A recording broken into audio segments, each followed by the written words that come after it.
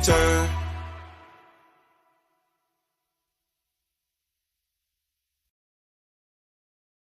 Could you please?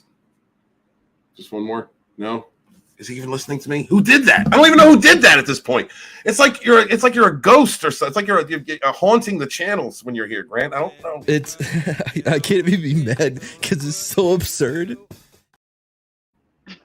I really hate you. And I don't even want to play the Mad intro because he's not even here. Like Mad's not. I'm here with Jeremy from Geeks and Gamers, and I have a question for you, sir. Yeah, man. What's up? Who should hit 2K subs first, myself or author Stephen Walton?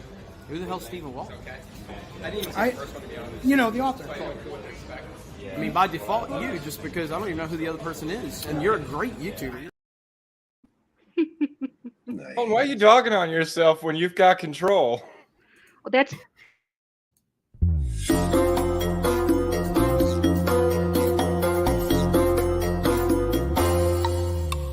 Why is Mad not here? Nobody here is complaining. No one here is complaining about the doopy doo or none of that. Like, did I inadvertently do it? Did I do it without even trying to do it? Thank God. See, Slender Dad holding it down. I can't do it. I'm gonna try and hold this shit show together, guys. Damn, I cursed already. You swore in the first 7 minutes. Yeah. I'm a bad kid. At least the stream element spot is running. My stream element spot. Share the link and smash the like if you would. We do. What? All right, here we go. Here we go.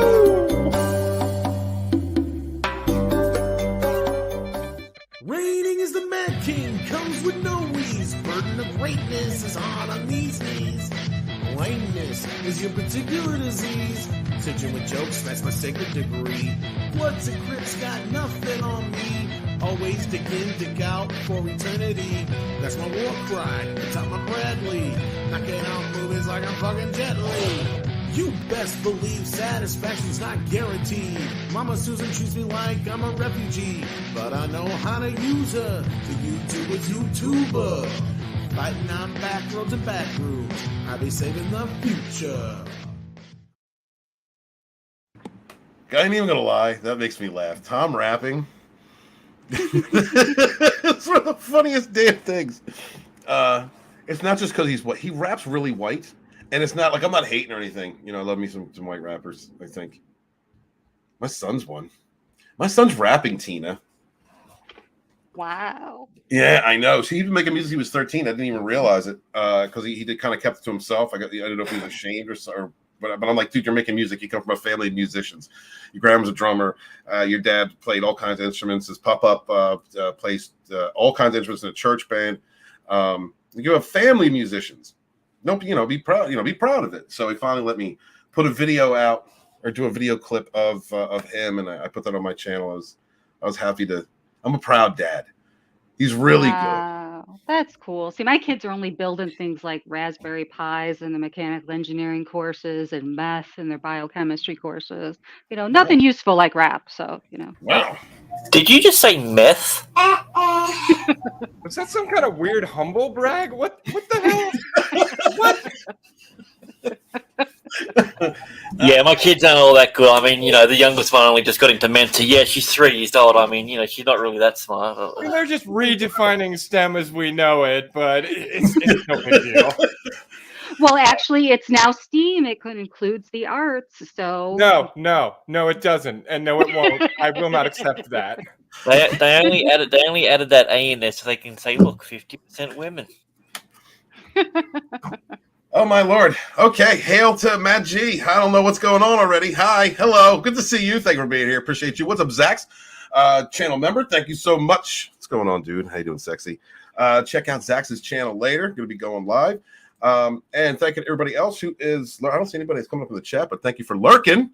And hit that like button and share out the link. And if you guys would, especially over there on Rumble, appreciate we got a big growth Sporking News podcast over on his Rumble channel. Please share out links for that. If you're first time visiting, please hit that subscribe button, follow, whatever it is on Rumble. I have to learn. I don't have a Rumble channel, but I'm promoting it because Scott asked me to. So thank you guys so much for being here. What's up, Zombie Box Reviews? Hail, brother. Good to see you, dude. Tonight we're going to have some great conversation. Great conversation. And yeah, so how's everybody's weeks going? How's everybody weeks? How is your week going? Tina, how have you been, honey?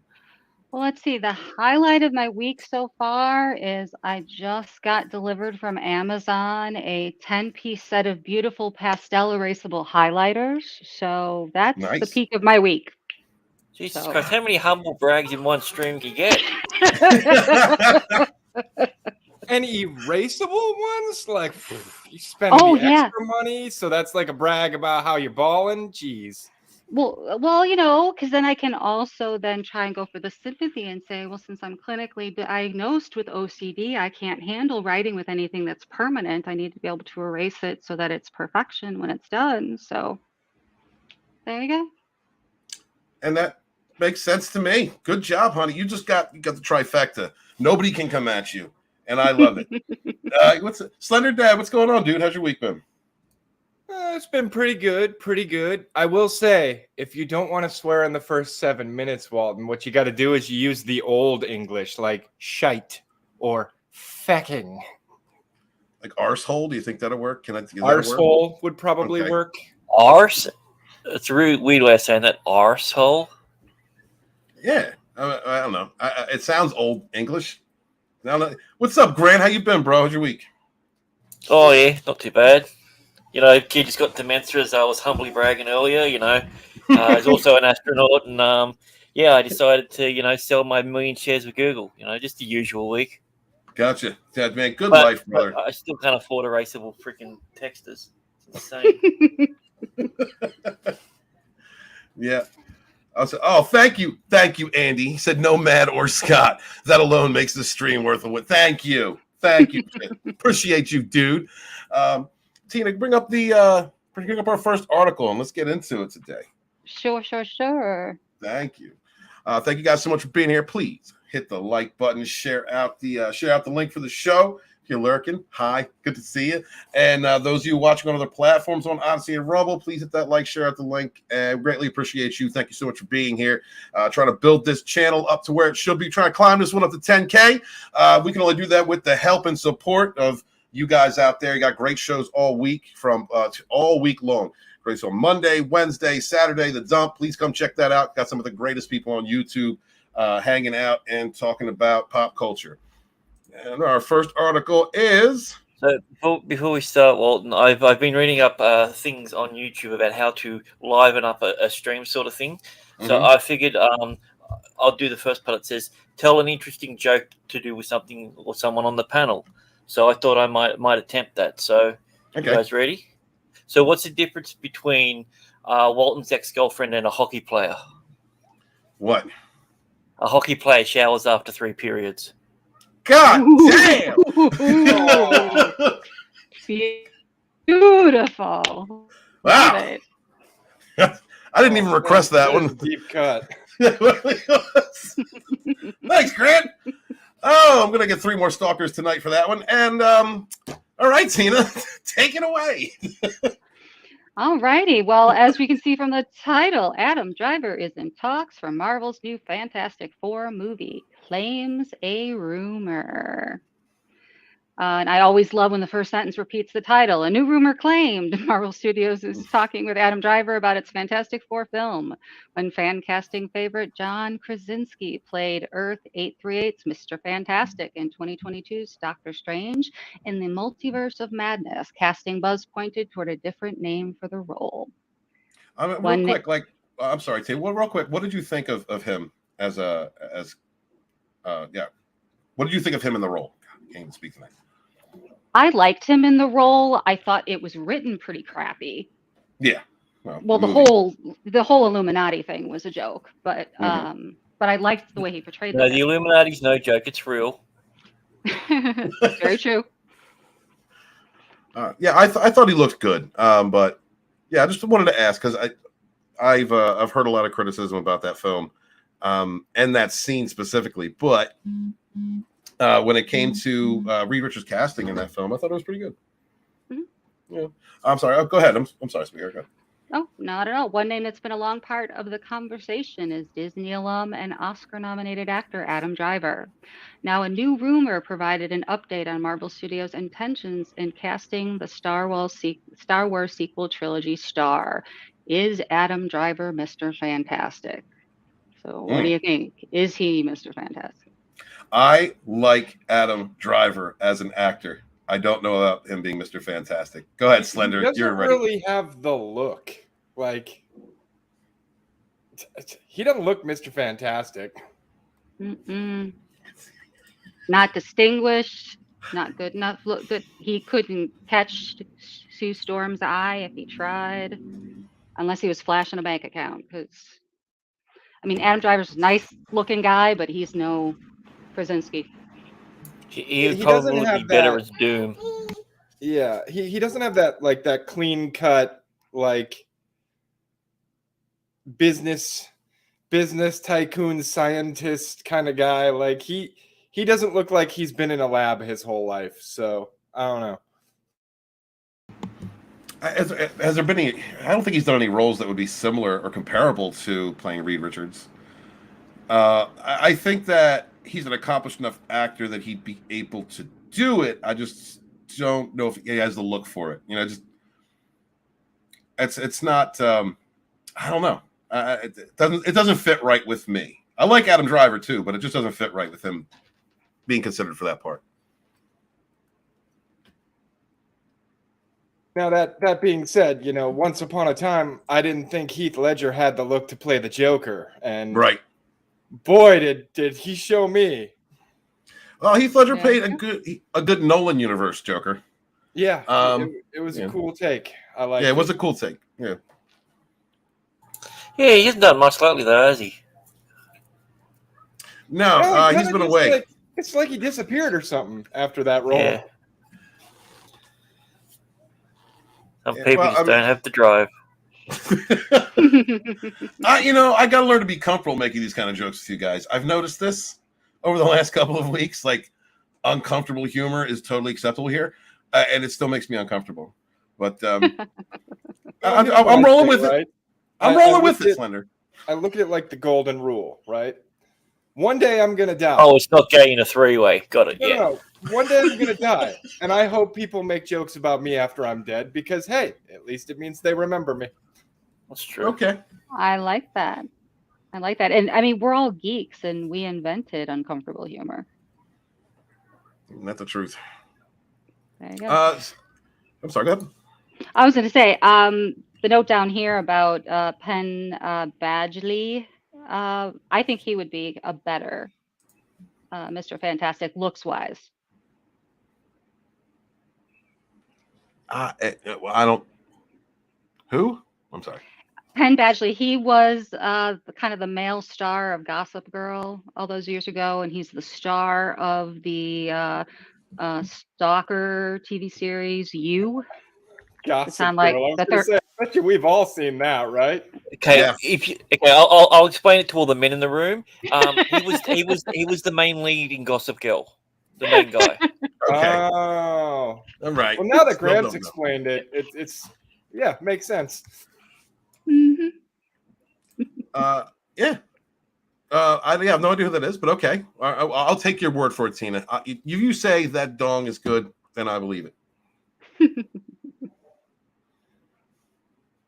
So what do we got here? What to expect? Fantastic Four casting confirmation. Back in February, Marvel Students was reportedly gearing up his casting for Fantastic Four. However, a later report claimed casting could take some time due to the studio's thorough casting process, which also involved Marvel Studios president Kevin Feige.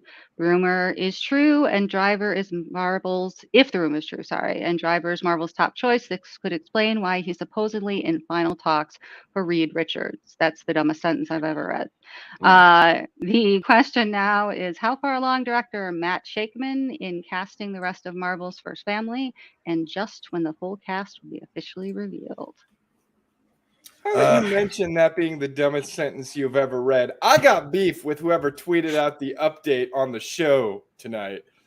I did not retweet it because lots, plural, does not have an apostrophe. I know. And Whose when did it tweet? become the mad stump instead of the mad dump? Scott told me to change that last week. Okay. That came from the boss. All right. I'm okay with that, but if we're going to send out a notification that the show is going live, can we at least make sure that the first word is grammatically correct? Did I do that? Are you giving me crap? Or Yeah, was that somebody else? absolutely. Oh shit. I'm an author. That's why they didn't show up tonight. They were so embarrassed at that mistake that they couldn't show their faces. Well, I completely misunderstood. I heard it was the mad stump. I thought he was an amputee, and I was just interested to hear the story about it. But now I know that's not the case. After Saturday Stream Surprise, Walton started penning his new novel, How to Handle Your Boyfriend's Meat. What are you talking about? What? I don't understand what you're talking about. No, that's on the other channel. That's not on this one. Yeah, that's on the gaslighting channel. I have a gaslighting channel? What the? Yeah, your other channel. Oh, how to gaslight women. Thanks. I appreciate that. No. It's for victims, okay? God. Leave me alone, Andy. Don't put pressure on me. I don't know if at this point in this phase of Marvel, do we trust? If Kevin Feige's involved, I kind of have a little more faith in it because he did so well in the first, few phases up until Endgame. I think he did a decent job for what he was working with. But do we trust him to give us a Fantastic Four film that's worthy of the fans, worthy of the legacy of that comic? I think it really depends on if you aren't tired of the formula that has been applied to every Marvel movie for the past 10 years. There's if a you're formula? not tired of that formula, you might be okay with the movie. You don't think they're going to diverge? They're going to try something new? No. They don't know how to diverge. Marvel Studios is paint by numbers at this point. It's just paint by numbers. I'm foolish enough to think that since they put a lot of the series and movies on hold or delayed them, that there's a better chance that Fantastic Four is going to be good. Because I think they realize that if they're going to screw up on the animated version of X-Men when that's supposed to come around later on So you this must year. think the Marvels is going to be great, huh? No, I know the Marvels is going to suck, but I think that I think they realize that if they don't cut it with Fantastic Four, assuming the animated X-Men series fails, then that's pretty much their last choice or their last chance. I'm sorry, with those MCU stans such as myself. And see, I have two questions. One, if a person whose nickname is Bad Take Bojan says it's going to be bad, is the Marvels actually going to be good? And Dude, two, that's going to be the most based movie ever now.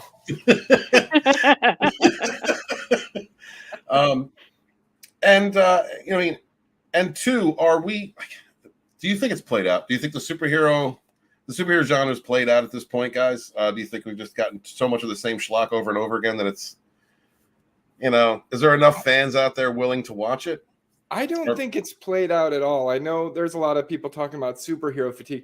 I just think that they're not telling interesting stories. They're not telling different stories. They're not exploring like there are so many stories to choose from in comic book history, and they're not doing it. They're just like, nope, this is the one we want because this is the one that's got the most girl power, or this is the one that's got the most, social commentary that we can infuse into it. Like, just go back and find the good stories, the ones that really mattered, and tell them authentically and faithfully to the source material. And you've got to win, but they don't. Yeah. They apply the formula, and the formula is, all right, we're going to do a lot of silly humor. There's going to be sad moments, but then we're not even going to let you digest that before a joke happens. And there's going to be a lot of metasocial commentary. Like, that's it. I think you're on the right track there.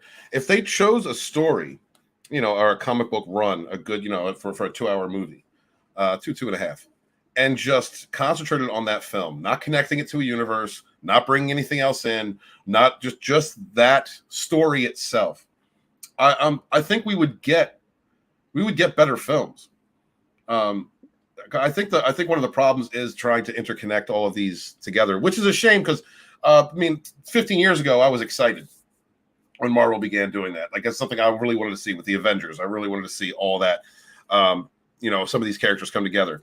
But at this point, I think there's been so much concentration on building an expanded universe that the individual stories themselves, with the exception of a few, have kind of been lost. That art of just telling a uniform single, story, point A to point B, that's just kind of been lost. What do you think, Tina? I think they're fishing in the wrong pond. I've been reading a couple of Marvel history, or the history of Marvel books, and I've noticed, like, 'cause I read comics, I would say, through 70s and 80s, and not as many in the early 90s while I was in college. And I've noticed that as I read these summaries of the different runs, that it seems that Marvel is picking stories from 1990 through like 2015, 2016, and they're not going back to what I call, because it was my golden age, the 70s and 80s stories. Well, of course they're not. They weren't even alive when those stories were written, so they're clearly not familiar with them. Very true. Wookie Be Bad says, no X-Men, please. Is it too soon for X-Men? I don't trust actually current Marvel doing X-Men. Oh, you mean the character? Never mind. Yeah, that makes way more sense now I think about it. Now, Wookie, are we saying no X-Men because you don't want X-Men, or because you're terrified to see what the MCU will do to the X-Men? Good question. Let us know in the chat. Thank you, Wookie. I'm always tentative when something is coming out, when we get an announcement. I'd love to see a good Fantastic Four. I think the first Fantastic Four we got, how long ago was that? Like, the one gripe that I had was I can't think of his name. The guy was in the Shield. He played the Thing. He wasn't big enough. Like, that was Michael Chiklis. Yes, yeah, Michael Chiklis. I don't think he was tall enough or he was big enough, but he did pretty well. Overall, I like those films. And then I think there was like a reboot or something in like 16 or 15 or something. I don't know, it was pretty bad. I think I tried to watch that, but all I care about is good storytelling. It's just like Andy saying in the chat. You just want good storytelling in our movies again. How hard is that for them to understand? That's really all we need. Well, and one thing, and this goes back to you talking about them rebooting the Fantastic Four, and like now they're talking about rebooting Harry Potter, and I'm like, Harry Potter wasn't even like, it's not even old. Like, you guys got to commit to the story you do put out, whether it's good, bad, or indifferent. Remaking everything every 5 to 10 years has got to stop. It just needs to stop. No, see, I'd say go the opposite. If Disney, when you release your next film, release your animated version and your live version at the same time, and then the TV series directly afterwards, like literally 1 week later.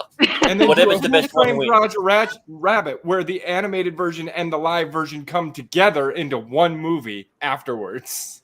There you go. Yeah, like a Hugh framed Roger Rabbit style thing. Yeah. We'll give you bad. Answer your question, Tina. Since he doesn't want to see it ruined. I can understand that. Appreciate that, Wookie. Thank you. CJH says he was the GOAT as Thing, though. I think he did really well. I agree with CJ. Rogue Attraction is here. Howdy, folks. What's up, Rogue? Thank you guys so much for being here. Hit that like button and share out the link if you will. I had another point I was going to make it. I totally forgot it. No, I forgot it. Glizzer's here. What's up, channel members? The Super Mario showed superheroes how it's done. Likely more video game movies on the horizon. Super Mario Brothers was a great film. I had fun at that. My girl and I sat there and just Gen X geeked out. We're loving it. Just every part of it was funny. And my kid and his girlfriend were there, and they were having a good time, but they didn't get every joke. They didn't get They didn't get everything in the film or the meaning of certain characters. And it's what it was. It was really for our generation. Because you went to the cinema with a bunch of noobs. Yeah, exactly. But there was fun. Oh, and I remember to bring up the Harry Potter thing. Yeah, it is too soon. Totally Slender. It is too soon. I was watching. Scotty was over on RK Outpost with Nerdrotic and Quarter Black and talking about the Harry Potter series. It's going to be a TV series. It's a multi-year TV series. In that aspect, I can see them being able to flush out more of the stories, tell more of what was in the books, because the books are where it was at with the Harry Potter series, and they'll be able to go into when you redo it so much, because like you're a writer, I'm a writer. One of the important things when you're writing a story is you have to establish the stakes. Mm-hmm. There have to be stakes, and when you don't like a movie and you know they can just redo it 5-10 years down the road, like, or even sooner, because it just seems to be getting closer and closer these days. Like, you've essentially ruined your own movie because you've killed the stakes in your own movie. In a weird way, it's killing the stakes across franchises now.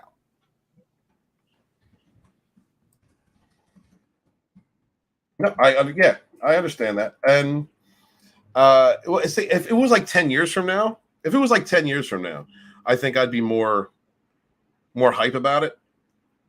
But I think it's been too soon since the films came out. And you're right. You're absolutely right, Thunder. Great point. Tina, let's move on to the next article. Sure. And while we're doing that, you want the Johnathan Majors one, yep. Correct? Yes, please. Thank you. Let's see. What's up, Boosh? How you doing? Good to see you. Hey, all making a pizza. That's good. Can you make a good pizza? That's the important part, Boosh. Good to see you, brother.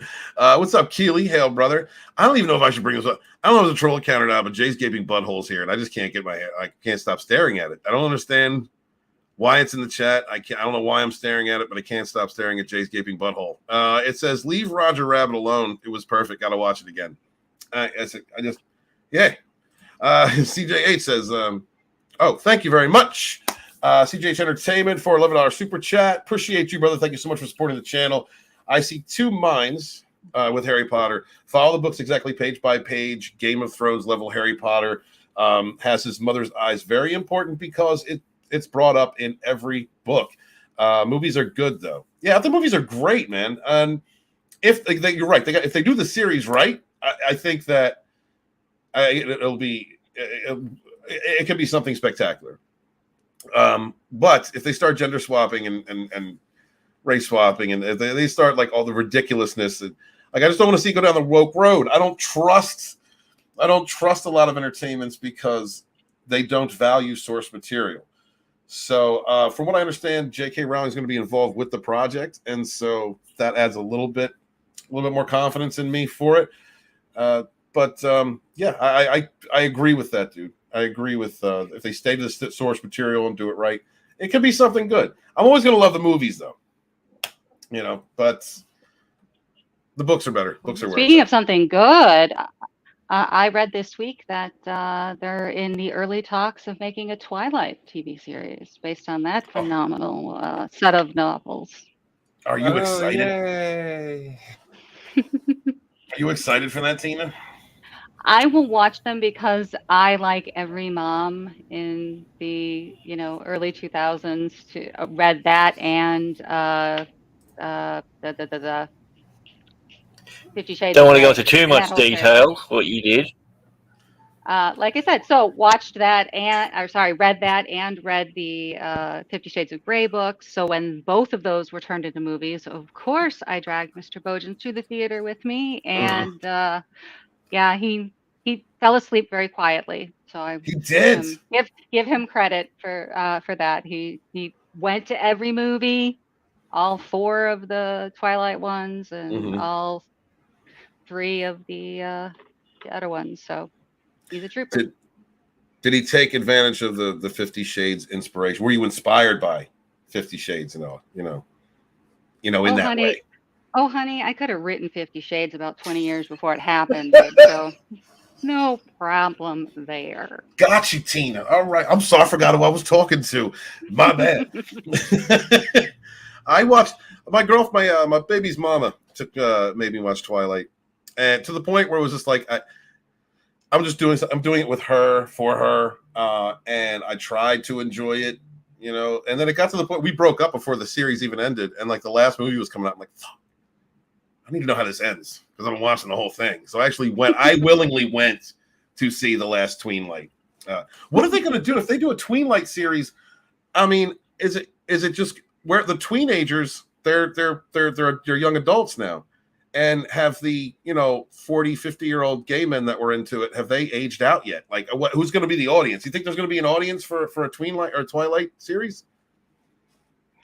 Anybody? I think that there'll be enough I think enough teens will watch it, because probably enough grandmas by the time it comes out will be watching it because they read the books when their kids were little.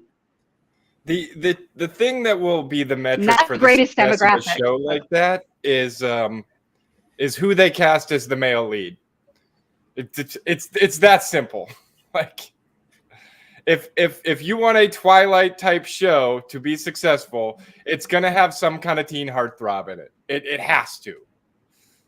Mm-hmm. Okay, all right. As Box reviews, he prefers the Vampire Diaries. So they were much better than Twilight. I agree. Those were phenomenal. But then the TV series for Vampire Diaries and the movie sucked rocks. So. Mm-hmm. Is one of those movies called Diary of a Vampire with Brad Pitt? Nope. That's different? Okay. That's different. Okay. All right, moving on we're to our next topic. Thank you guys so much for being here. Please smash the like button, share out the link. If you're on Rumble, thank you so much for joining us. And if it's your first time here, please hit the subscribe button and come along on this awesome journey on Sporking News Podcast, where the hosts are rarely here. All right, Tina. Oh, well, that's the wrong one. Oops. Is it the wrong one? Oh, do I need to share again? I think just switch tabs. So that. Okay. Yep. Oh, you can just switch tabs. Oh, you're amazing.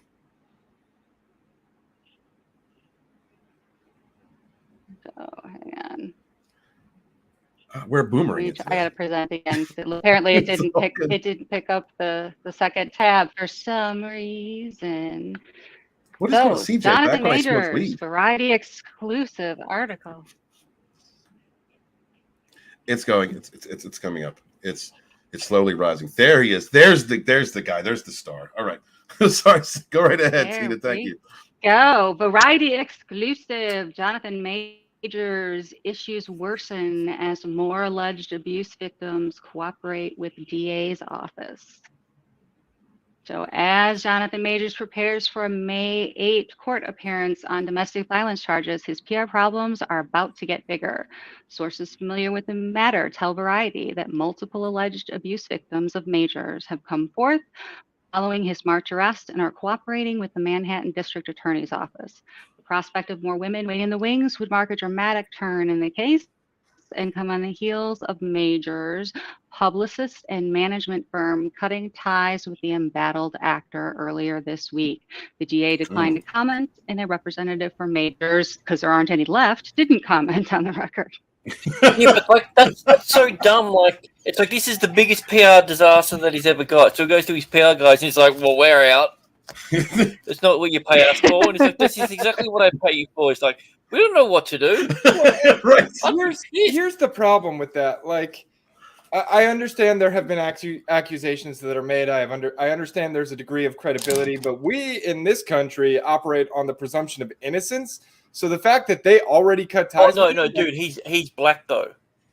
Oh, well, never mind. No, but the fact that they already cut ties with him before there's even been a hearing, like, I would turn around and sue their asses for discrimination so fast. Really?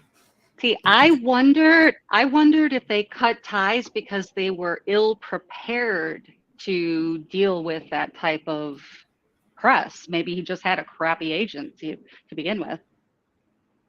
That could be very true. But for someone who didn't think along those lines, like me, my when I look at that, I think, oh, everybody thinks he's guilty. And that's the thing. The you cannot act as though he is. Like, you can have your opinions and everything, but at the end of the day, this has to be settled in court. That is how our system works. Right. But the court of public opinion. He lost 2 series from 2 different companies. Right. And honestly, I think to some degree, there should be some sort of civil recompense that can be sought by people who are screwed over, especially by women who make bullshit accusations, because they're not all bullshit accusations. But until we see the cases presented in court, it's no better than a bullshit accusation. Let the court handle it. Well, you talk to my 17-year-old niece, believe all women, because why would a woman ever lie about a situation like that? I don't know. Ask the thousands of women who have been caught in lies in their lifetimes, many on national television. It's a scary prospect for anyone. Like, when this story first broke, I was pretty hard-lined about that too, Slender. You know, like, we don't know. We weren't there. What's the evidence? This is an accusation. You don't know what happened. You know, did Rihanna push Chris Brown to knocking her in the face? And we don't know. Like, we don't know what exactly the situation is. And there are plenty of times where, like, false accusations have been made against men, especially if they're in the limelight, to make money off it, make profit, short-term fame, get your 15 minutes. Make money, make profit, hurt someone who pissed you off. Like, there's be vindictive. Yeah, absolutely. Try to stop Donald Trump from appointing a Supreme Court justice by making up a whole story about him gang raping you in some sort of a party that never happened. Like, Who knows? Apparently, lying is second nature to some people. When you look at things like events that are going down around majors right now, from the outside looking in, a lot of people don't put thought into this. You just kind of read a headline, you read through it, you read half an article, or you hear somebody talking about a snippet of something, and you instantly form an opinion without being informed of what is going on. So from the outside, if you just read the headlines on this, it looks like, okay, everybody's abandoning him because he must be guilty. And then more people coming. But what I'm interested in is actually more potential, or the accusations of abuse victims coming forward, and actually talking to law enforcement, because if that is true, if there is evidence to support that, then you've got a history of behavior with Johnathan Majors. But you said, that could theoretically strengthen the case. But at the end of the day, this needs to play out in court, and the evidence needs to be reviewed, and a decision has to be made in the courtroom. The court of public opinion is ruining so many innocent lives because everybody's shit is always up on display nowadays. I don't know. I don't know if there's some sort of a policy prescription that could solve this problem. Personally, my opinion has always been, if you don't want it used against you, then you should never post it on the internet. But we live in a different world, I guess. It's weird. Yeah. I agree with that. Tina, go ahead.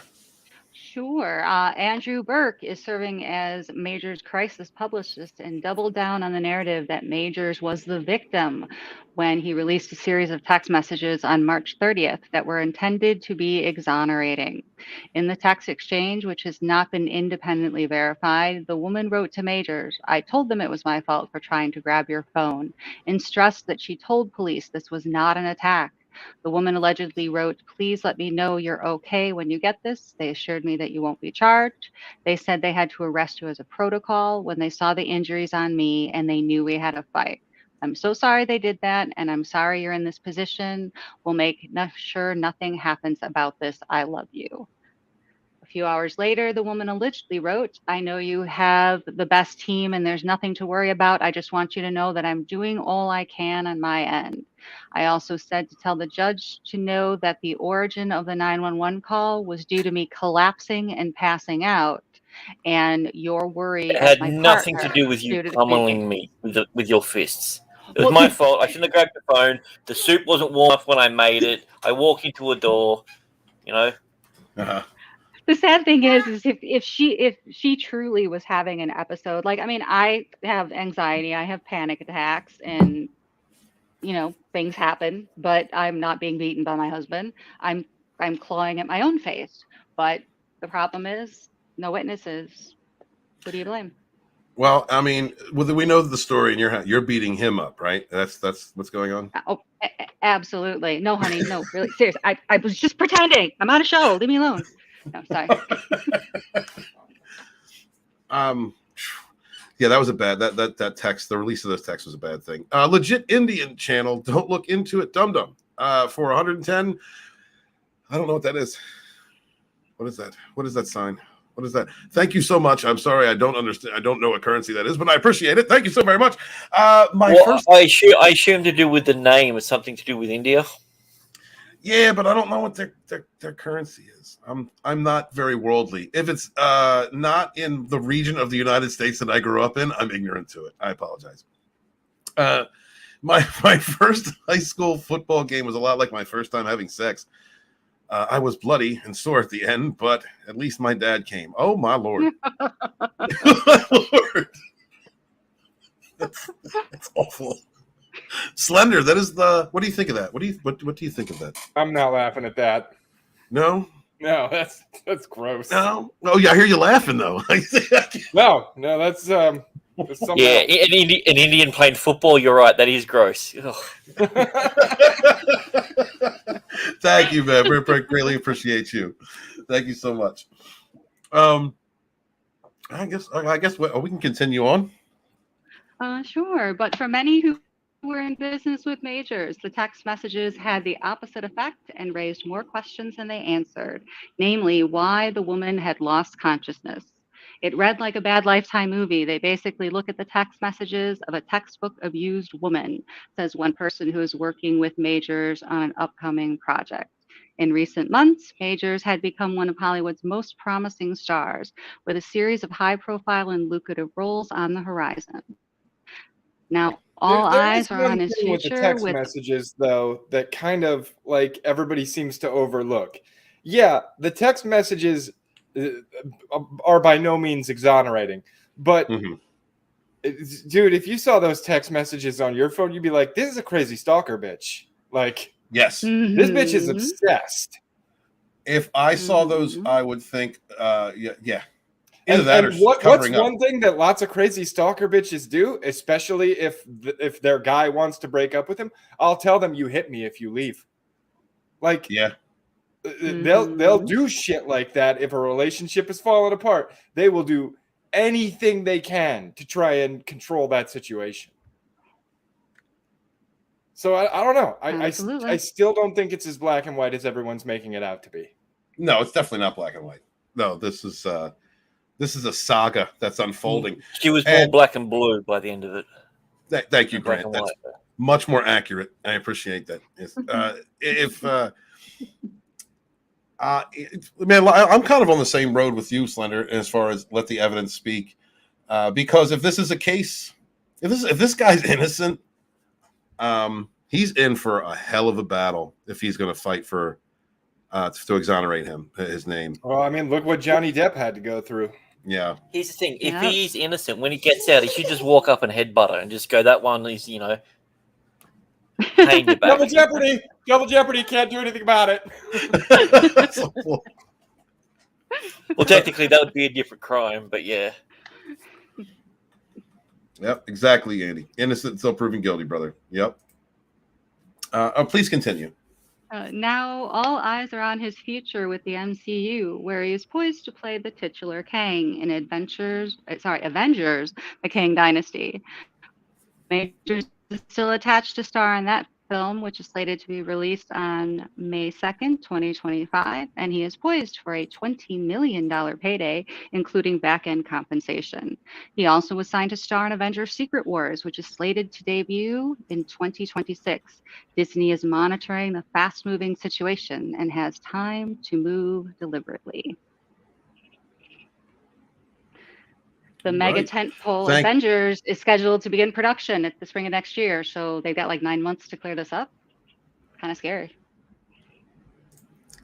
Yeah, we'll see. I mean, a lot of people that are very anti-Disney, anti-Marvel, they're all over this.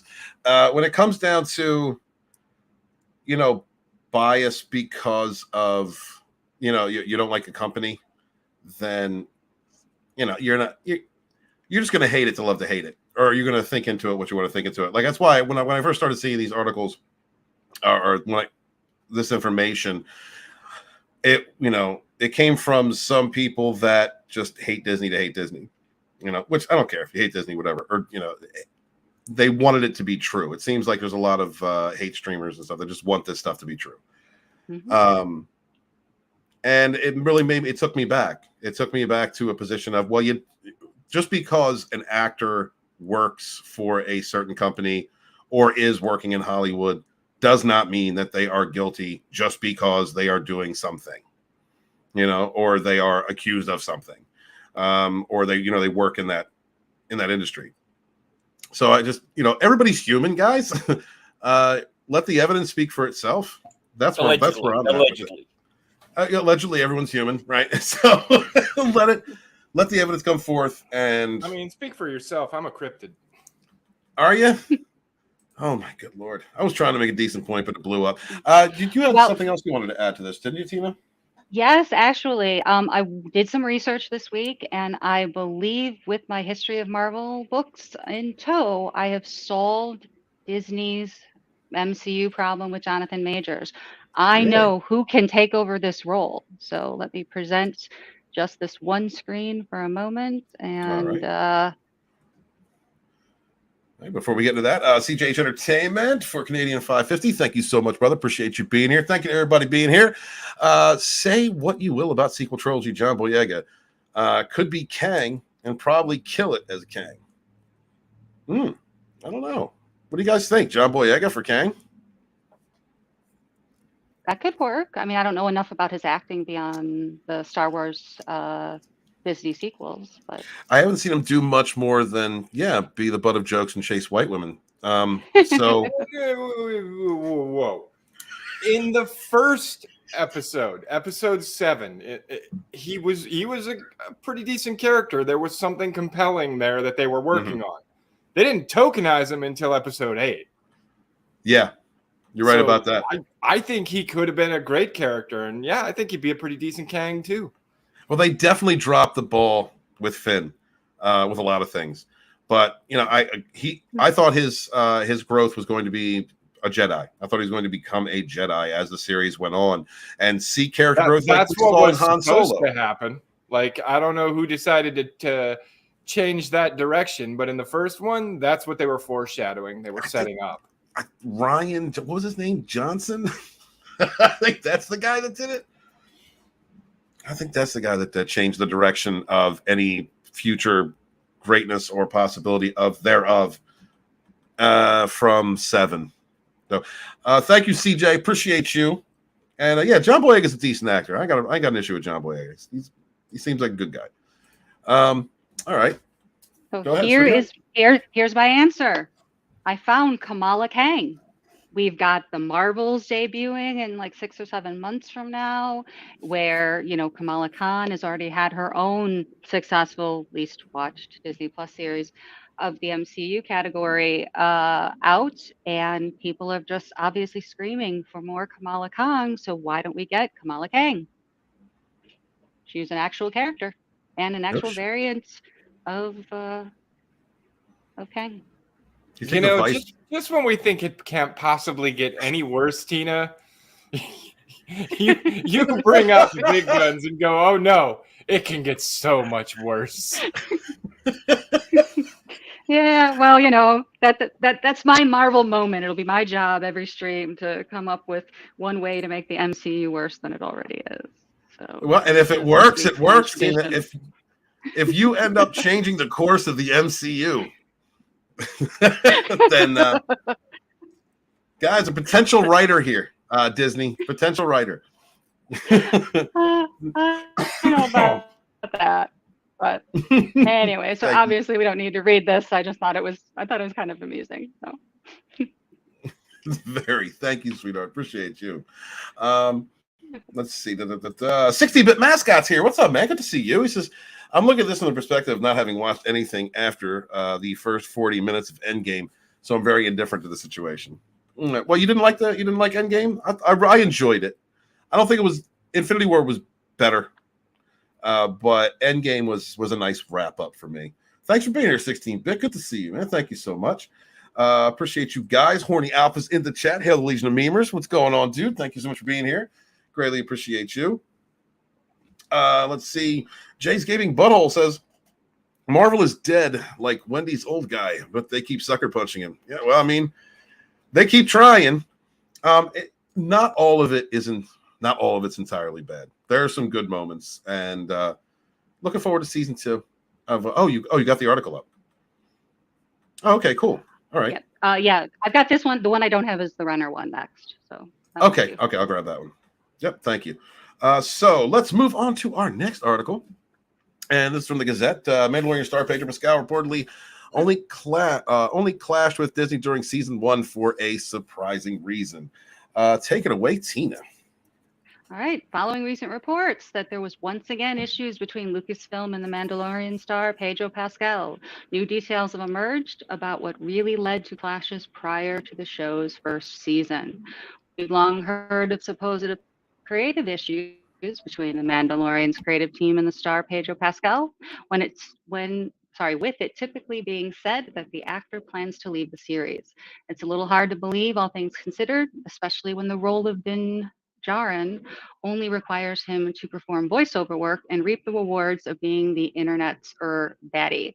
Pascal has removed his helmet on a few occasions, but it's no secret that Brendan Wayne and Lateef Crowder primarily play the bounty hunter on set. Those two have even received proper credit during season 3, suggesting the Wonder Woman 1984 star hasn't actually suited up at all this year. What do you think?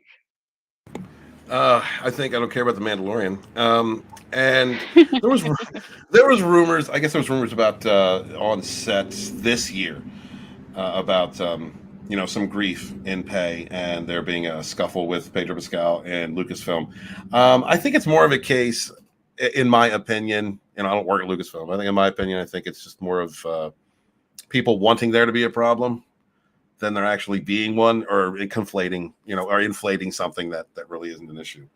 I don't know. I mean, it may be that, but at the same time, I think a lot of actors are starting to get wise to the fact that these shit writers are ruining their careers. You think?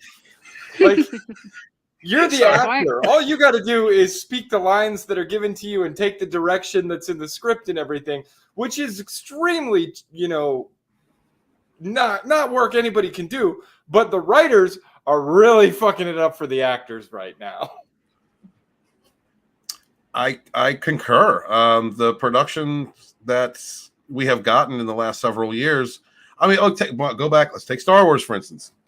You had. I actually feel bad for Boyega and Driver and Ridley, because they signed on to be immortalized in Star Wars, and what they got was a shit show. What they got was a, Lucasfilm being led by someone who had no respect for the fans, no respect for the company that she was a part of, that was building. I mean, she was there most of the time at Lucasfilm, and people in the writers' room who didn't care about source material, threw out source material, and created a whole new world based off of. Loosely based. They decanonize so much source material, but where do they keep going for their new stories? Well, you're going back to that decanonized source material, and you're Frankenstein's monstering that shit together into an abomination. Yes. Which real fans, people that have been invested their time and imaginations for decades, can see that. And you have these actors who sign up to be immortalized in something that they think is going to be a legacy, legacy material, something they can always look back at and say I was in that, or use on their resume or their jacket of experience to get better jobs. And instead, it doesn't matter how much bullshit the garbage tier media, legacy media puts out there. Fans are fans. The fandom knows what's garbage, knows what's good, knows what's bad, likes what we like, and understands that the actual fandom itself, the support base for Star Wars, was under attack, mislabeled, misrepresented, told that they were bigots, told that they were terrible people, and now you've had these actors who look back and it was a horrible experience.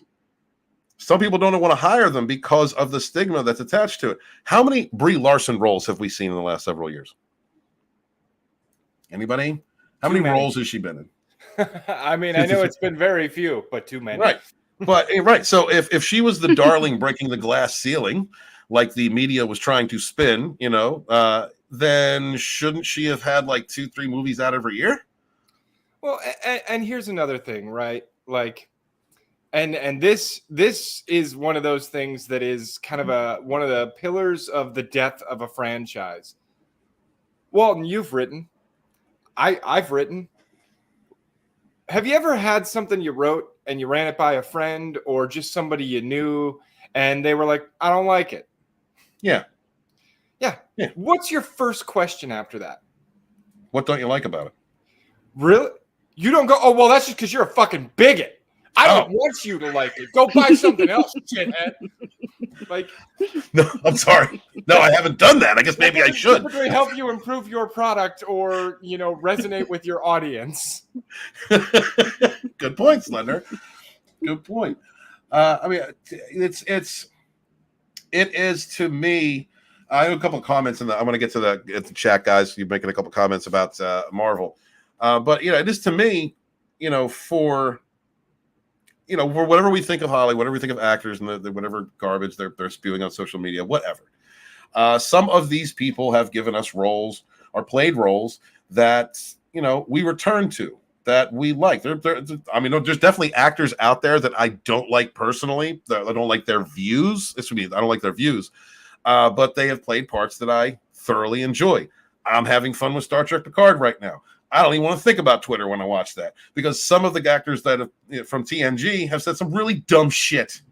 And they've also been very accusatory and labeling of me and don't even know me because of their views. But when writing is done well, it can be appreciated. When acting is done, writing and acting are done well. A lot of these, go back to your point, like, I would be upset. I would be pissed if I was starring in films. I mean, it doesn't even have to be something big. It could just be, a regular, one-off film.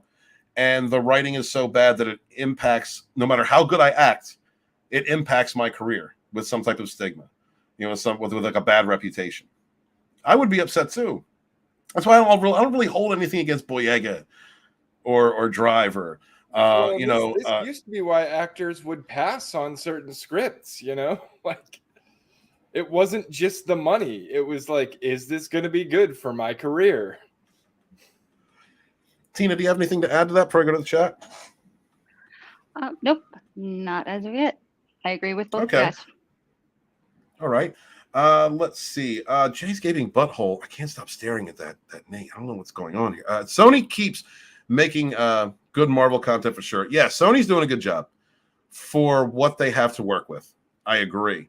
I've had fun. I mean, I've had fun with Morbius. There was a few issues with it, but overall, I can enjoy that film. It's okay. Zombie Box Review says Marvel's legacy would have remained intact if they had ended with Endgame. Yeah, I kind of agree with that. There are some things that have happened after Endgame that I've enjoyed, but I think you're just kind of piling on top of something that's already had its shine, that's already had its, it hit its pinnacle, and so it's like, it's kind of like watching something die, Marvel 16-bit mascot. I can't even speak. I think it would have been better if they had ended, if it had been end phase 3 with a snap, phase 4 entirely is entirely the chaos of it, not just lightly touching on it or whatever. I mean, it could have been interesting. A lot of good stories could have come through with that. Absolutely. 16 also says, like Endgame's snap consequences stuff, it could have been fleshed out a lot more over time. True that, I think. Absolutely. And I think, we could have gotten a lot more stories, and I think that the return snap would have meant a lot more too.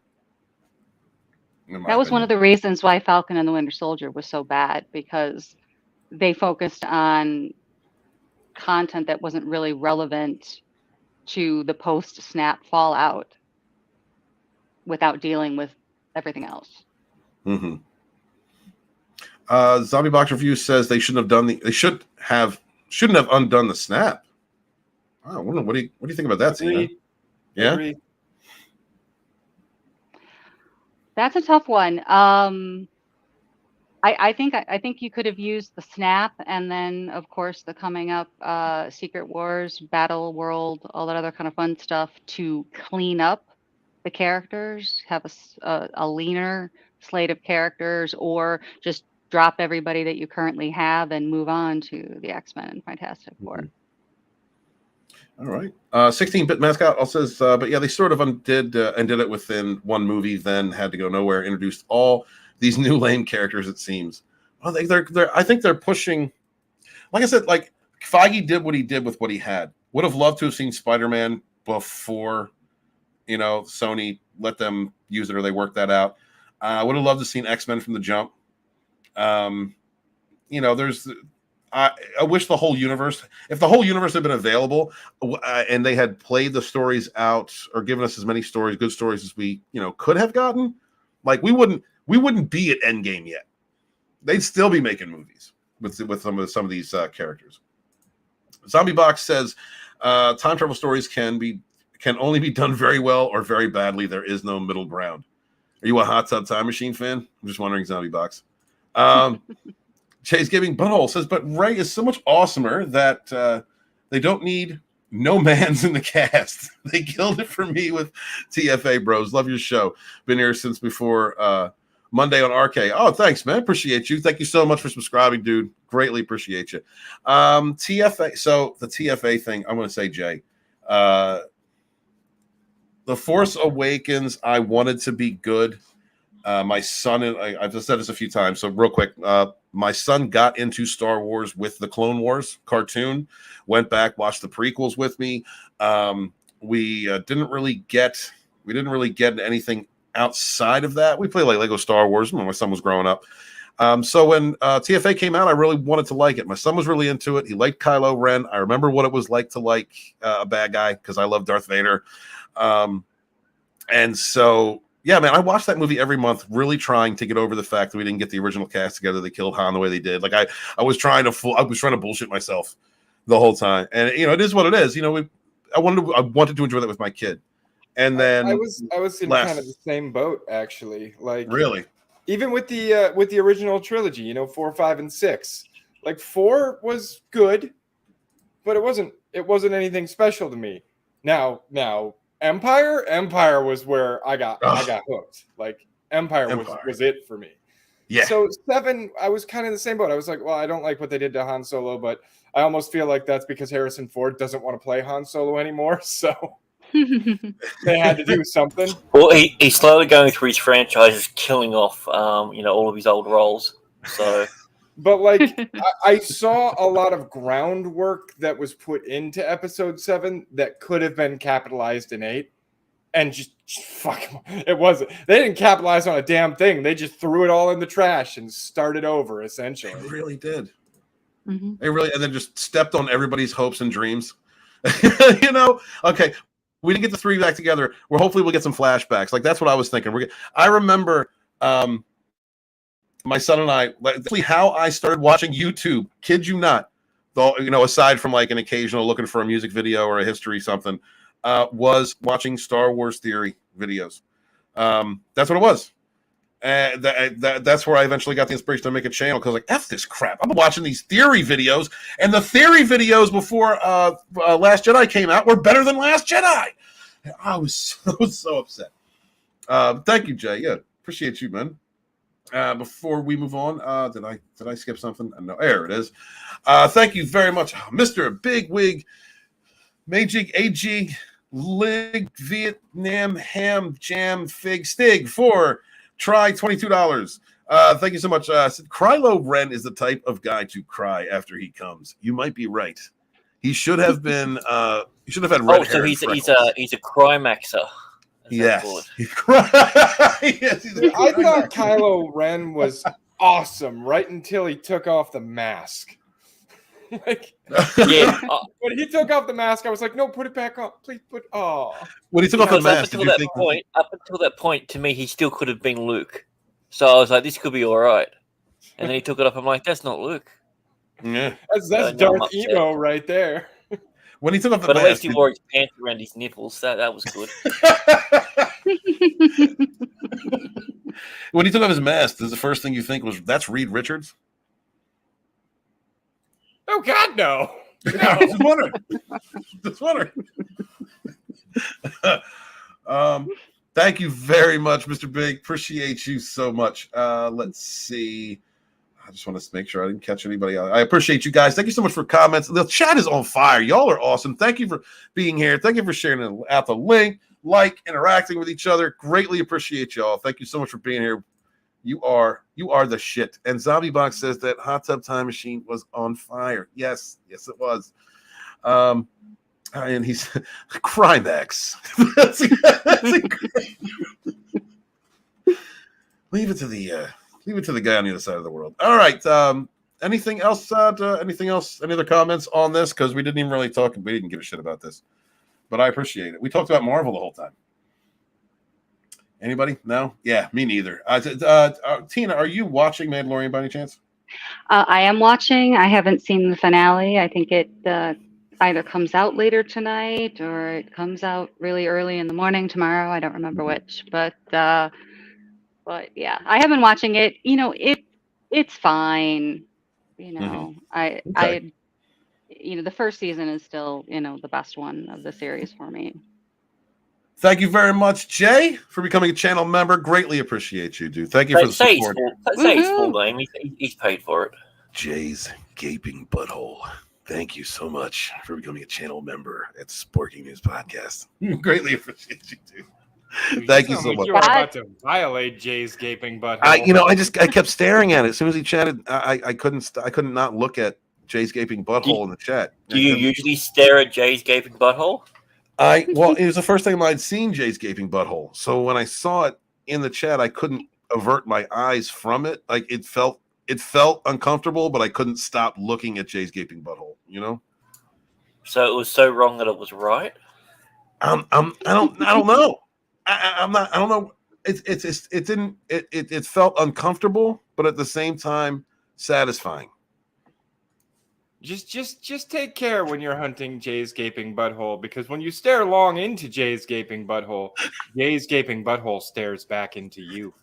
Could you imagine that? That's something out of a horror film. If you were actually looking at a butthole and an eye just kind of like opened up in it, like out of it. You're a weird dude. Thank you guys. He's never heard that before. No, never. Not at all. Damn it. Okay. I'm going to watch it. I'm waiting for the last episode to come out, Tina, and then I'm going to watch all with my son. My son's actually enjoys it. And so I've got this weird double life. I openly admit it, but I got this weird double life that I'm living where it's like I want to enjoy things with my kid, and he's excited about this. I'm going to watch it with him. And, but you're also like high heels of the weekend and wearing dog collars. I understand. Yeah, thank you. Thank you for fleshing it out, Jay's Gaping Butthole. And it's the same thing. You know what? But was kind of weird by proxy, Tina, is when you told me just watch Loki, and then I watched it and I had a good time with it. My son mentioned that. Like my son was like, "Oh, I watched it. I liked it." He was like, "We should have watched it together." So when season 2 comes out, I'm going to be able to watch that with him. And so thank you for that. I appreciate that. That was due to you, Tina. Appreciate it. Oh, I love spreading the MCU love to all my friends. Well, I think, like from my perspective, like a venereal disease. It is. Jeremy Renner's neighbor. I'm infected with Loki. Oh God, I can't wait to season 2 now. I'm sorry, sir. It appears as though you've contracted Marvel.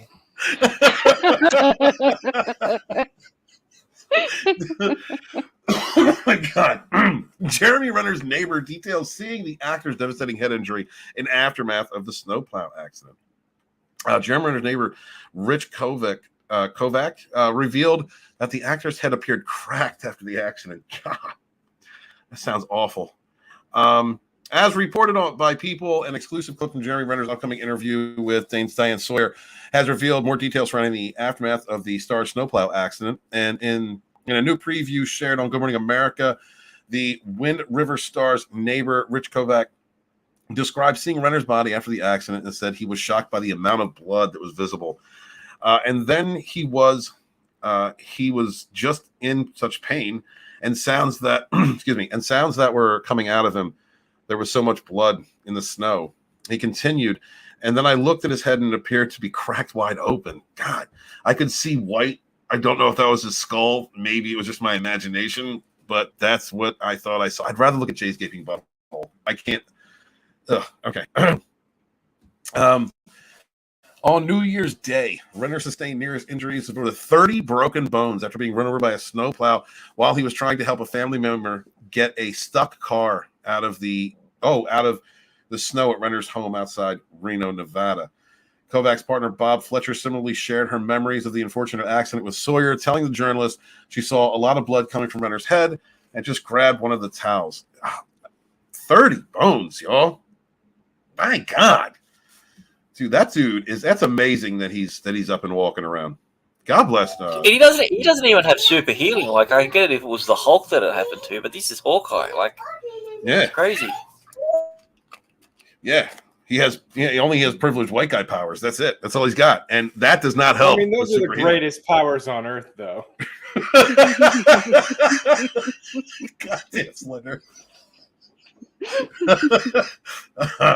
I do not. I do not share those feelings. I disavow the Slender Dad. Well, privileged white guys are my favorite toys. Wow, so you're just denying the existence of white privilege, Walton, publicly in front of everyone. Wow. That's right. That's right. That's exactly it. Barb Fletcher stated that Jeremy Renner was really struggling to breathe after the accident. She stated, it was still folded and just applied pressure. Talking about the towel, I could tell he was really struggling to breathe. And Kovacs is the person who ended up calling 911 after the accident. In a recording call, Renner's neighbor is heard saying, "Someone's been run over by a snowcat. Hurry, he's been crushed. Send paramedics, ambulance. Listen to me. You might want to get a life flight out here immediately." Oh my God. So, I mean, from what I had heard, he was trying to save the life of his nephew. So, was his nephew, does anybody know the whole story? Was his nephew in the way and he pushed him out of the way and got run over? I think he tried to pull him and got caught in under. That's why his leg went first, from what I heard. But I wasn't there, so... Yeah, I heard a couple different takes on it. I heard, he was driving the thing and he was trying to, the brakes weren't working or it was sliding toward his nephew or something. And he, had his foot on the tread and then the tread grabbed him and pulled him in front of it. There've been a lot of stories at this point. Yeah, the way Matt explained it last week is that he noticed that the snowplow was started to move again and his nephew was in the way. So he went to step up onto the tread to pull the parking brake, emergency brake, whatever. And as soon as he stepped on the tread, he got sucked under. I mean, I couldn't imagine that dude. That's a hell of a thing to go through. That's a hell of a thing. Okay. Renner's nephew Alex Fires, who the actor saved from being injured, recalled what happened. I guess I just kept reading. Recalled what happened after the accident. Fry stated, "Just breathe, just breathe." I stood over him in this crouched position, holding his arm for the entire time. From seconds after the guy came over, it was just that. I was just locked on him. Renner told Sawyer he was awake through every moment and questioned what would happen to him after attempting to move his body. He said, "I'm thinking what's my body look like? And I'm just gonna be like a spine and a brain, like a science experiment. Is that my existence now? I sort of felt, what am I? What's my existence gonna be like?" Dude, your existence, bro, was fighting for your life and fighting back. That's a hell of a story. This guy should not be walking, and he's up and moving now. So I mean, God bless him. That's amazing. That shows you how much somebody will fight for their life when something goes through an accident like that, and then has to recover and recuperate from it, heal from it. How much thirst a person has for life, or how much drive they have. That's incredible. Like, dude, my hat's off to Jeremy Renner. Well, it is crazy to think that Hawkeye is the strongest Avenger. He is the strongest Avenger, isn't he now? I don't think any of the others have gone through that crap. No, we need to reprise that role. Can we get Hawkeye back? And in that movie, can we have Hawkeye destroy a snowplow? Like annihilate it? That would be awesome. Like with one of his exploding arrows. Yeah, but he hits it with like a bunch of them. Like he's really pissed at it. Ancient One, good to see you, man. Thank you so much for being here. Let's see. He says, yep, appreciate you for sharing. Thank you for sharing out links. Appreciate all you guys. And right, we are now going to move on to reviewing. We're moving it down to one episode per week, because we're kind of getting toward the end. So we're going to review season 2, episode 7 of The Mayor of Kingstown. Miss Tina Bojan is going to guide us through this. So, Guy, if you've been watching this show, please hang out. We like to review something good in entertainment. So that's where we started this off with. Matt had a great idea. Let's review shows that we like, that are, well written, well acted. Mayor of Kingstown came up, and I've been watching it and thoroughly enjoying it. So support programs, actors, whether they're independent or they're traditional legacy industry.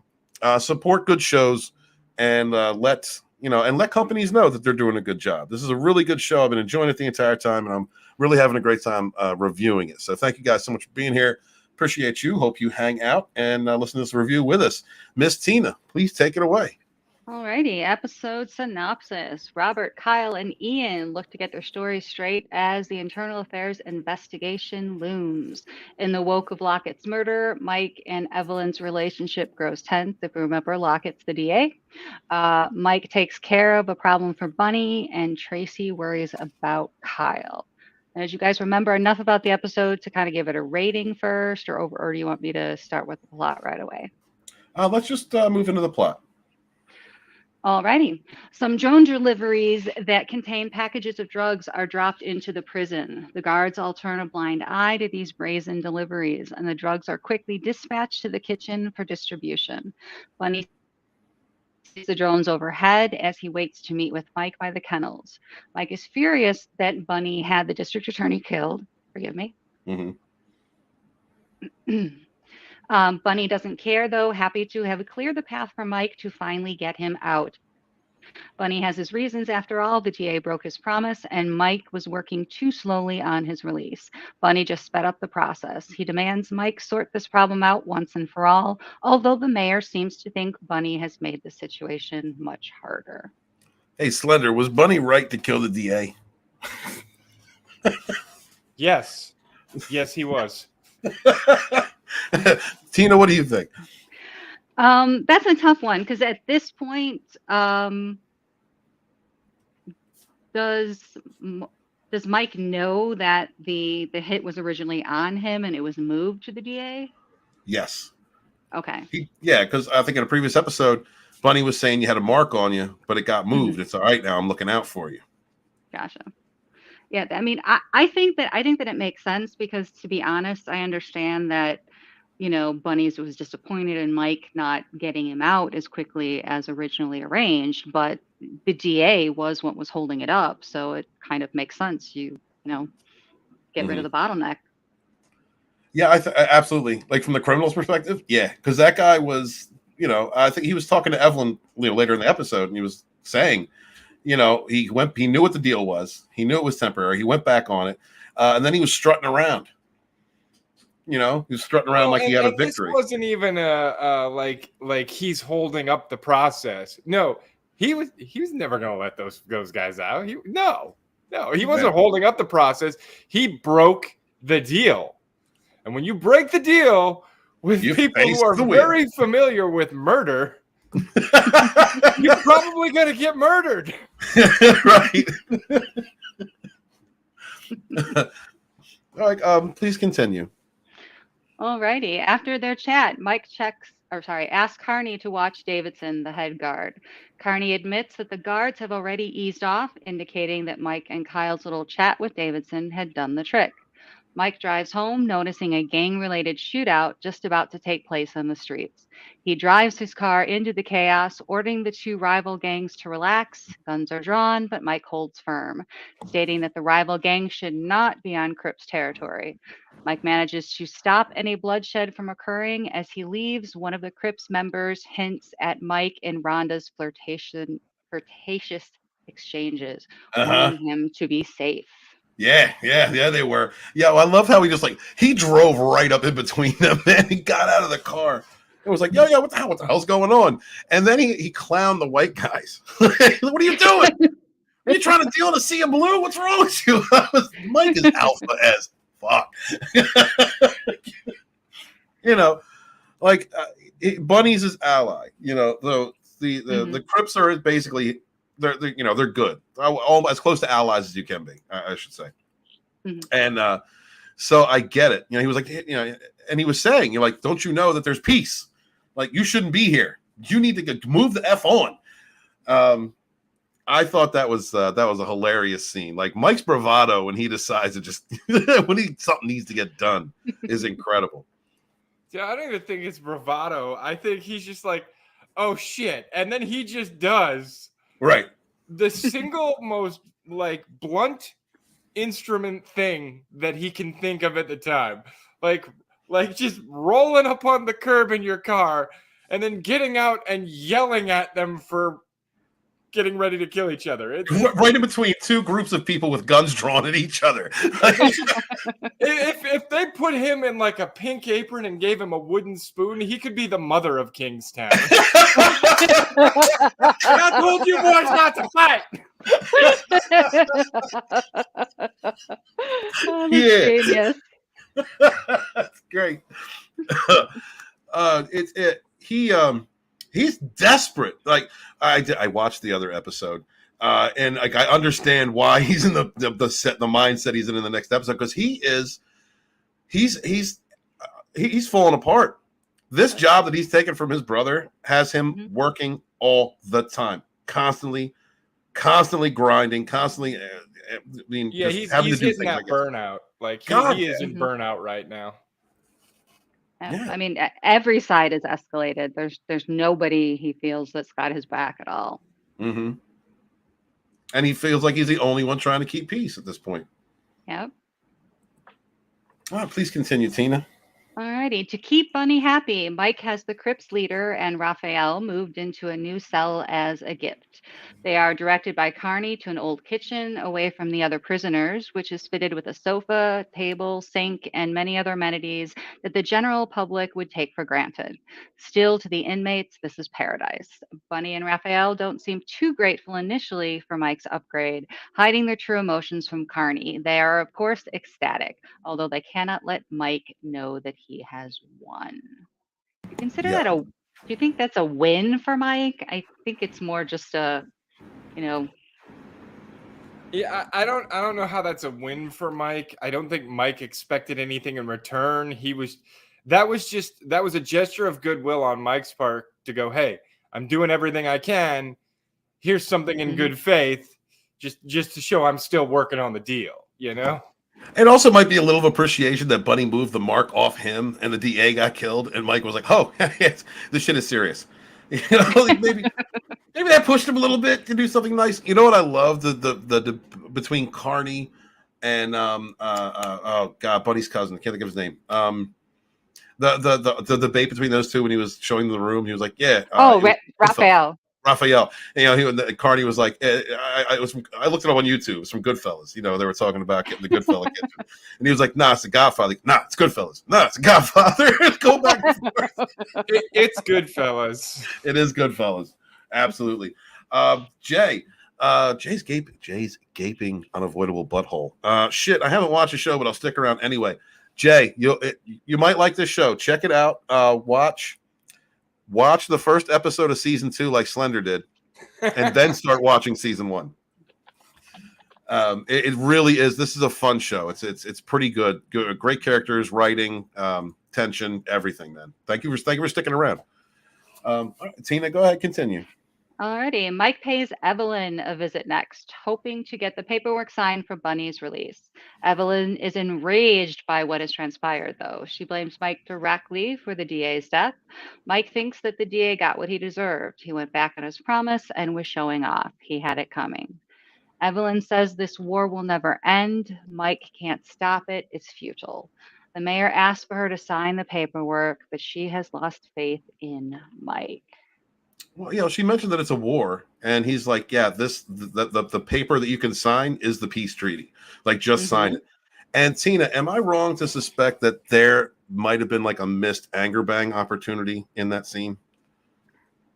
I think so, because I mean, when there were a couple of times when the two of them really had their moments, when she was completely and utterly frustrated, during the whole when she dealing with all the bodies past the riots, and then when they were at that house where that everybody got shot up, and she just was kind of in tears, leaning against that car, and he was kind of joking with her, trying to say, hey, you're as fucked up as all the rest of us, and don't take it seriously, kind of thing. That I really thought that they were kind of getting over the animosity that they were having for why it was taking so long to get the gang leaders released. So I thought that it was getting better. But then I guess, I mean, I don't know. I wonder if maybe Evelyn was just in fear that, well, crap, they've already killed the DA. Am I next? Yeah. I don't like being in this position, and it's Mike's fault I'm in the position because it was his idea to begin with, even though she arranged everything from the DA side of things. I don't think anything's going to happen with them ever again, because I think there's a bit of a yin and yang going on with the characters. Mike, I think, is someone who doesn't want the job, would prefer to settle down, but is doing the job because he has to. I think on the flip of that, she's the company man character, the one who wants to move up the ladder. The job comes first. I'm not settling down. Fuck a relationship. Like I just think they're incompatible because of what they want out of a relationship, if that makes sense. I also think that like they were having anxiety sex, anxiety relief sex. Like that's where they were meeting personally. Of course, there's attraction there between the two of them, but that's like kind of why that's the way that I took the conversation when the last time we saw them, the last date that they had, or whatever that was. And then we haven't seen them together since. And I honestly thought that it would return, that emotionally driven release with sex because of all the pressure and anxiety they had been through. And so I was actually surprised that scene didn't end that way. I really thought that's the direction it was going in. But I think it makes a lot of sense. I mean, because when they're having their little interludes, they were both kind of letting their guard down, and maybe with how stressful everything is, they don't even necessarily trust each other anymore.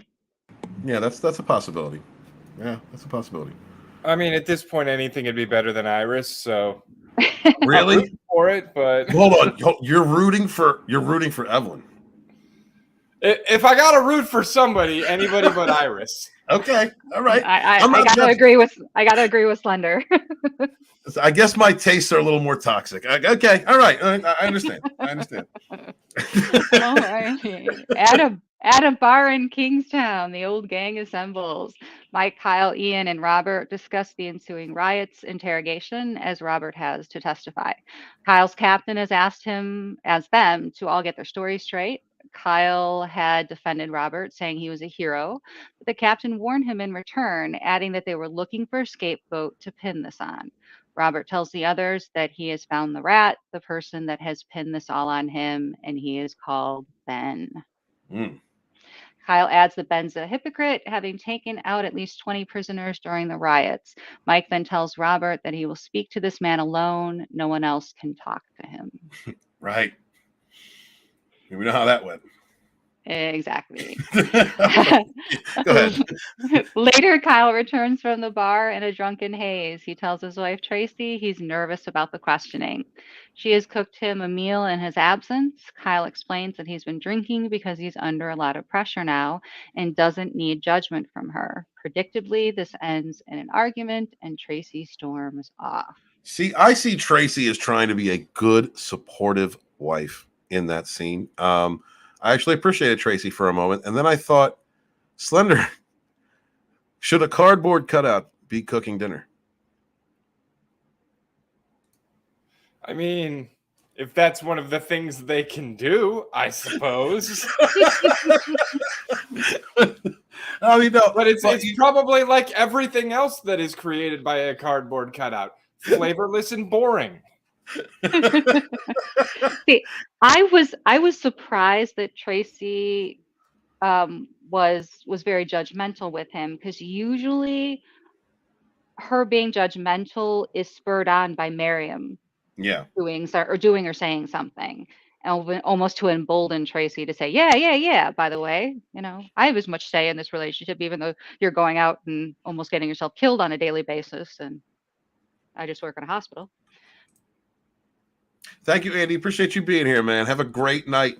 Thank you for sticking around, dude. So I mean, do you think that that's a part of her? Do you think that Kyle married Mom? Do you think their personality types are a lot more alike, and maybe I've been wrong in thinking that Miriam is like coaxing Tracy to be confrontational with him? See, I wasn't sure if that's it, or if it's just that Mom, who's a domineering mom over her son's lives anyway, that she was latching on to the one woman, because I mean, Mike didn't have a relationship. The older brother, we didn't hear enough about him to know whether or not he had some type of an ongoing relationship, but I doubt it. So I think that Miriam is just, I have a daughter-in-law, I have someone I can manipulate besides Kyle, because I know that Mike and his older brother are just not as easily manipulated. Yeah. Oh, okay. I thought, honestly, in that scene, I thought that she was trying to do something nice. I saw him stressing out, coming home drunk, stressing out. He wasn't trying. He wasn't trying to rub her wrong. It's just like it's just what happened. So I actually didn't. I like Tracy in that scene and what she was trying to do. It's a shame that it led to another argument. Her storming off the way it did. But that's what it is. Absolutely. But I mean, for her safety, she was better off, being mad at him and going, to run off to stay with her parents anyway. Absolutely. All right. Meanwhile, at the club, Iris continues to work her old job in a drug-addled daze. She looks at her sad reflection in a mirror, desperate for a way out of this life. God, Tatiana then informs her that Milo wants to see her. The other girls, including Tatiana, are jealous of Iris's connection to Milo, which has led to Iris feeling like an outcast within the group. Iris is then asked to go work the bar. Kyle carries on his drunken bender and spots Iris in the club. On locking eyes with Kyle, she makes a run for it. Kyle, however, quickly phones Mike to tell his brother that he's found her. Slender has a lot of profound things to say about that. Oh, do tell us. Wait, I do? Iris is back. Yeah, I wasn't happy about that. I just also, if the whole him wandering in and finding Iris, it feels a bit contrived, doesn't it? Yeah, it did. Mm-hmm. It really did. He was searching for her. He just happens to be in a drunken haze, go in the right club. Like, how does he not know? Yeah, he can barely see 3 feet in front of his own face, but he picked her out of the lineup half a mile away. He knows the scent. He's like, I smell a bad girl. I know. Maybe it was that. Maybe it was like a sixth sense, hooker sense. I don't know. No, that's vomit and sex. This place sells cookies. It's everywhere. I knew that was a powerful scene for you, Slender. I appreciate you giving us commentary. Thank you. Well, let's continue. when you're done. One question though. Why was Iris wanting to hide from Kyle? Was she concerned that he was a cop in any way, or it was just she's embarrassed of the situation and didn't want Mike to know where she was? I didn't quite understand her need to go run and hide.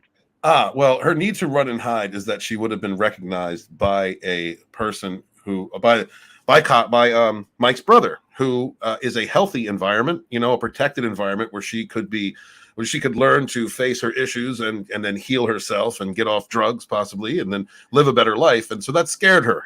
That scared her back into her toxic cove. So that is why she ran, because she is a broken person who doesn't want to be fixed. She doesn't want help. She wants to live in perpetual misery instead of facing her demons, overcoming them, and being a better person. And so she ran back to the toxic environment where she knew she would get perpetually abused, used, and make money for a pimp. That's the answer, Tina. That is quite sad. It is very sad, and it's a shame because she's a beautiful girl, and the damage in her eyes is gorgeous. I'll take your word for it. The only part of the inside I want to see is the part that the one-eyed monster can see. All right, Slender? Don't judge. Okay? With saying that, Raphael and Buddy cook themselves a tasty meal as they are chatting. Another drone delivery takes place. Angered by this blatant drug smuggling operation, Bunny asks to make a call, eager to tell Mike to get all this under control. Coincidentally, Mike is on his way to the prison at the exact moment and spots the drone operator outside the prison walls. He attacks the drone operator and takes him down. He sure does. Scares the crap out of him, too. Gunner phones his operator, and Mike intercepts the call, telling Gunner to stop sending in the drones to honor their agreement. Mike is a freaking Spartan, dude. He just goes right at it. He doesn't care what the danger is. He's got a mission, and he's got a little stealth to him, too. You see how he slowly closed the door so the guy wouldn't know he was there, so he could creep and then run around the corner and just beat his ass. He is such an alpha. And then that the phone started ringing. He picked it right up. He didn't give that somebody else's shit. He don't care. He's answering that phone. and then told the leader of a gang, F off. What's wrong with you? I'm kicking your guy's ass right now. Yo, Mike. He is my hero, man. That is a dude who just gets it done. Now the whole drone thing. This is the one part I wanted to ask you guys because I must have missed it. Why is the drones dropping off drugs? Why is that a bad?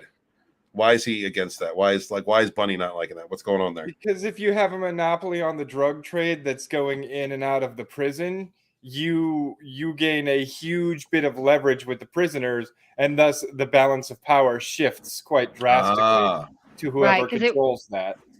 Yeah, because it was the Aryan gang and the other Black gang that were the ones droning in the drugs instead of Bunny and his men bringing the drugs in. So the Bloods and the Aryans were working together to bring in there. Okay, all right. I wasn't sure because I saw that one scene, where right before that, where Bunny's looking out, he hears the buzzing and he looks out the window and he sees the drone. He's like, I gotta make a call, man. I gotta make a call. It's and here comes Mike. Whooping somebody's ass.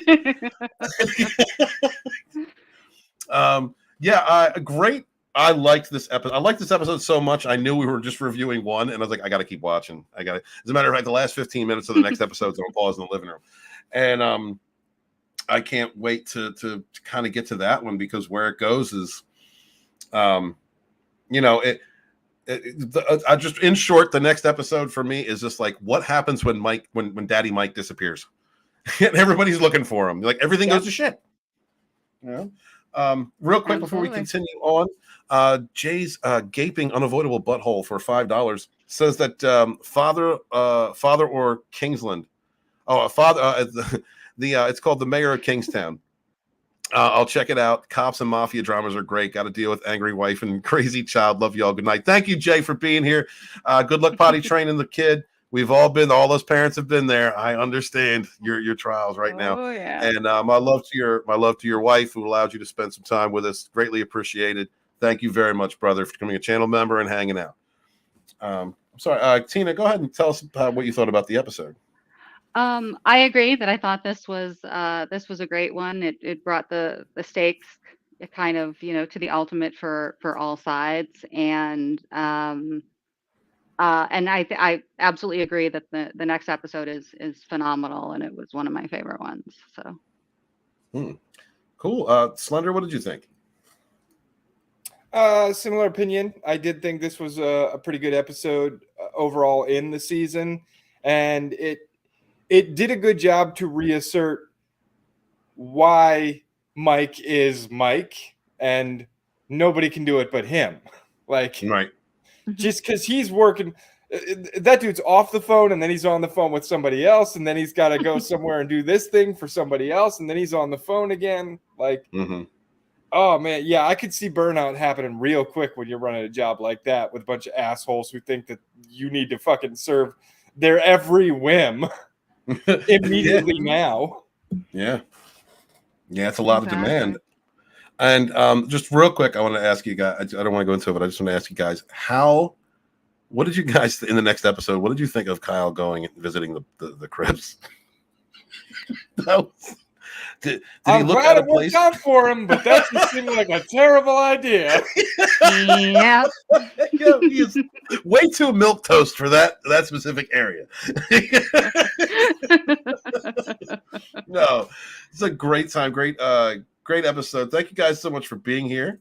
I appreciate you. We're going to go through the panel and say where you can find everyone. And let's start with Slender Dad. Oh, God, no. Let's actually put him up on screen. What a moron. Take me off the screen so I can give my outro. My bad. Well, as always, you can usually find me here on Wednesday nights for the Mad Stump. You can also find me on Friday nights at 9 p.m. Eastern. I am one half of the Ascendant Art Podcast. I also do some movies with Mad, and we're having a bit of a turf war in our Conan episodes of late because he keeps building foundations all across my entire cliff wall, and I'm running out of places to build, so I'm building a tower that overlooks his entire facility. That's awesome. Gosh, we go check that. Sounds like a lot of fun, man. Wait, you can construct in that game your own Conan Exiles is like Minecraft with blood and unpaid volunteer work. All right. I'm enjoying that. Sounds very American. Thank you. I appreciate that. Next up is Tina Bojan. Alrighty. Well, thanks guys for giving all the comments today. The chat was really, really on fire, and the episode was phenomenal as usual. Loved our topics. As far as where I can be, here Wednesday nights, on the weekends, I hang out with all the Rogue Entertainment folks, whether I'm in the chat or on the panel. So just try and follow us, and you'll see me. Thank you so much, Tina, for being here. I appreciate all your help organizing tonight. That was a big help. Happy to help where I can. And thank you guys so much for being here. Greatly appreciate you. I want to say special thanks to Zach's channel member. Thank you so much, man. Appreciate you. Thank you to Jay's Gaping Butthole. Gave us super chats, became a channel member. We greatly appreciate it. Ancient One, hail brother. Good seeing you. Zombie Box Reviews. Thank you very much for being here, dude. We appreciate all the mods, all of the people in the chat hanging out. Mr. Grant had some technical difficulties, but he was on the panel for most of the night. Really love that. Crimax is going to be one of my new words. I'm not going to be able to escape that out of my head, just like Jay's Gaping Butthole. Thank you very much. Appreciate you. 16-bit mascot was in the chat, the CJH. And many others. Thank you very much for the super chat, Mr. Begg. You are awesome, dude. Boosh was in the house. And let's see, anybody else I forgot? Horny Alf stopped by. Good to see you, Horny Alf. Love my brother over there. Hail the Legion of Meters. Procrastination was here. The Gang Defense. Thank you, dude. One Man Show was in the house. Thank you very much to Legit Indian Channel for that very interesting chat that nobody wanted to touch and Slender ended up laughing at anyway. Thank you very much for Grant for saving us on that one. And yeah, man, you guys are awesome. You're incredible. Thank you so much. Make sure, if whatever platform you're watching this on, please make sure to subscribe, like, comment after. The comments do help the algorithm. And yeah, make sure to support your independent creators out there. Be good to each other. Wash your hands. wash your ass, be good to each other, and suffer no fools when you can help it.